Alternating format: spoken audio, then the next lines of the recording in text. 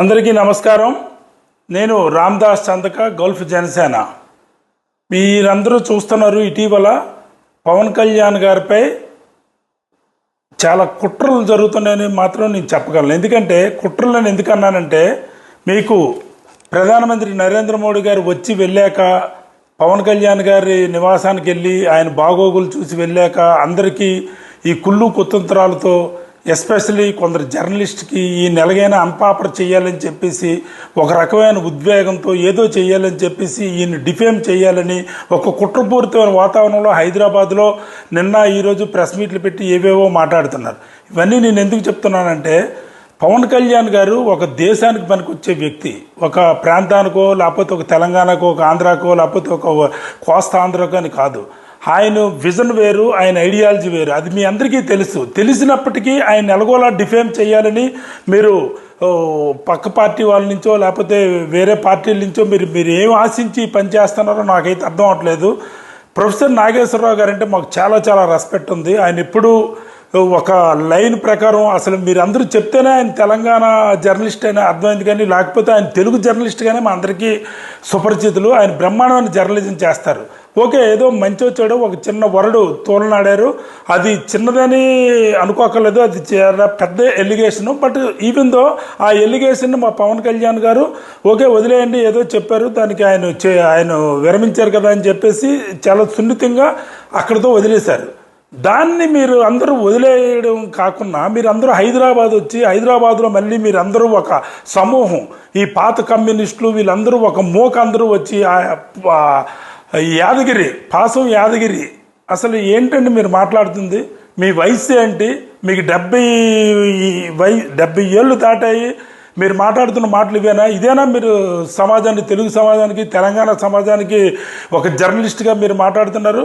మీరేంటి సినిమా యాక్టర్లు అందరూ పనికి మాలిన వాళ్ళు, ఎందుకు అక్షరాలు రానోళ్ళు, తిరుగుబోతులు, తాగుబోతులు, వీళ్ళందరూ సినిమా యాక్టర్లా? ఏంటని మాట్లాడుతున్నారు మీరు? యాదగిరి గారు, అసలు మీ వయసు ఎవరో టీనేజ్ కుర్రోడు మాట్లాడినట్టు మాట్లాడే పద్ధతులు అవి. మిమ్మల్ని మేము ఒరే గిరే పనికి మాలోనే అనగలం, కానీ మాకు సంస్కారం అడ్డొస్తుంది. మేము ఎందుకంటే ఒక నాయకుడికి నిబద్ధత నాయకుడి అనగతలు మేము ఉన్నాం. ఏంటో మాటలు అసలు? ఒరే గిరే ఏంటి అసలు? మీ వయసు ఏంటి? మీరు ఇదేంటి? ఏమైనా మీరు జర్నలిజం ఏమైనా ఆమ్స్టర్డామ్ #1 యూనివర్సిటీలో ఏమైనా జర్నలిజం తీసుకొని వచ్చారా డిగ్రీ? ఎవరికి చదువులు లేవా? ఏం మాట్లాడతారండి మీరు? చదువులు లేవా? పవన్ కళ్యాణ్ గారితో ఒక గంట కూర్చొని మీరు ఏ సబ్జెక్ట్ అయినా మీరు మాట్లాడగలరా? మీ జర్నలిజం అక్కడ మీరు చూపించగలరా? ఎందుకు సార్ ఇవన్నీ అవాకులు చివాకులను?